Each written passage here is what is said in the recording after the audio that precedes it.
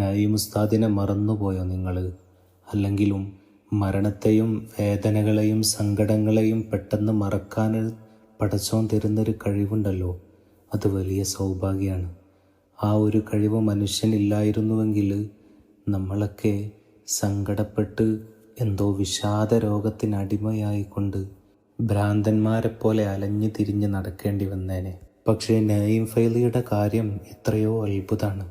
ആ പൊന്നുമോന് വിട പറഞ്ഞിട്ട് അവൻ്റെ 15-നോടടുക്കുകയാണ്.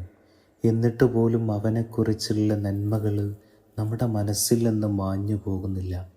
ഈ വീഡിയോ കാണുന്ന ഭൂരിഭാഗം ആളുകളും നഈം ഫൈലിയെ നേരിട്ട് കണ്ടിട്ടുണ്ടാവില്ല.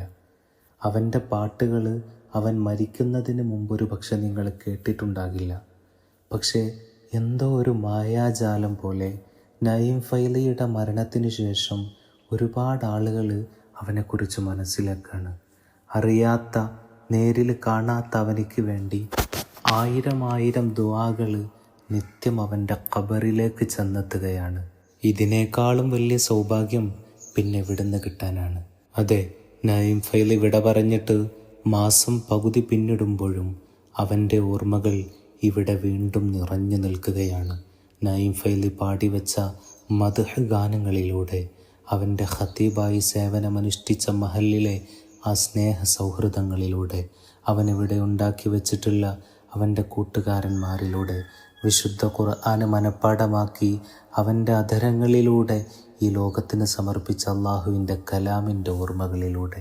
നഈം ഫൈലിയുടെ മാതാപിതാക്കളെക്കുറിച്ച് ഓർത്തപ്പോൾ മനസ്സ് പിടഞ്ഞുപോയി.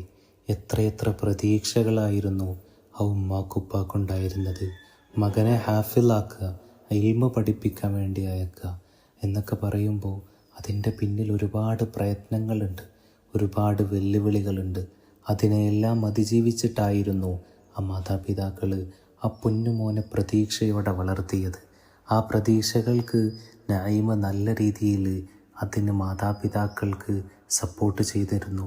നല്ല കുട്ടിയായി, ഹാഫിളായി, വിവാഹമെന്ന് പറയുന്ന ജീവിതത്തിൻ്റെ ഏറ്റവും പ്രധാനപ്പെട്ട മാതാപിതാക്കൾക്ക് ഏറ്റവും കൂടുതൽ സന്തോഷം കിട്ടുന്ന ഒരു നിമിഷത്തിൽ, ജീവിതത്തിൻ്റെ സന്തോഷത്തിൻ്റെ ഉത്തുംഗതയിൽ വെച്ചിട്ടാണ് നഈം ഫൈലി വിട പറയുന്നത്.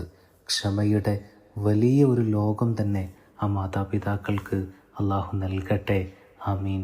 നഈമുമായിട്ട് കല്യാണം ഉറപ്പിച്ചിരുന്ന ആ ഒരു പെൺകുട്ടിയുടെ മാനസികാവസ്ഥ, നമ്മൾ ഇതിൽ നിന്നൊക്കെ ഒരുപാട് കാര്യങ്ങൾ നമുക്ക് പഠിക്കാനുണ്ട്. നമ്മുടെ വേദനകളും നമ്മുടെ സങ്കടങ്ങളൊന്നും നഈമിലേക്ക് ചേർത്തി വെച്ച് നോക്കുമ്പോൾ ഒന്നുമല്ല.